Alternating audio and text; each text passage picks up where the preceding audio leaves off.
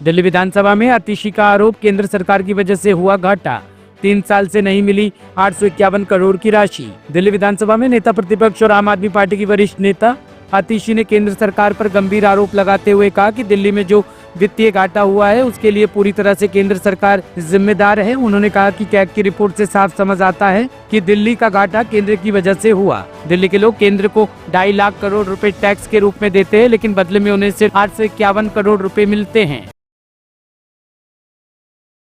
तो साफ नजर आता है कि दिल्ली में जो घाटा हुआ, जो दिल्ली के फाइनेंसेस में शॉर्टफॉल आई, वो सिर्फ और सिर्फ केंद्र सरकार की तरफ से वजह से आई। दिल्ली का अपना टैक्स रेवेन्यू 2020 19-20, 20-21, 21-22, 22-23, 23-24 CAG की अपनी रिपोर्ट दिखाती है कि वो लगातार बढ़ा है।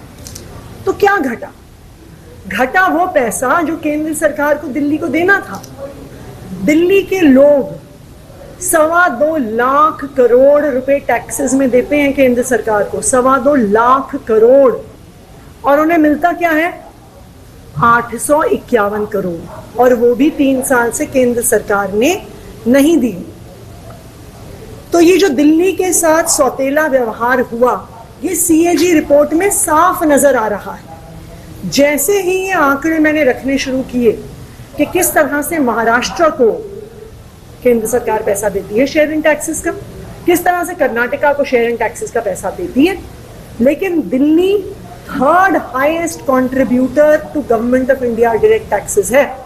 दिल्ली सरकार को 1 रुपया नहीं मिलता। जब भारतीय जनता पार्टी की सच्चाई सामने आने लगी तो स्पीकर साहब ने मेरा माइक बंद कर दिया।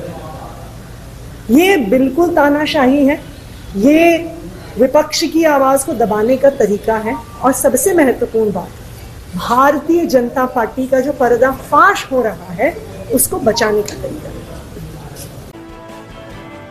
Bureau report, team top story news.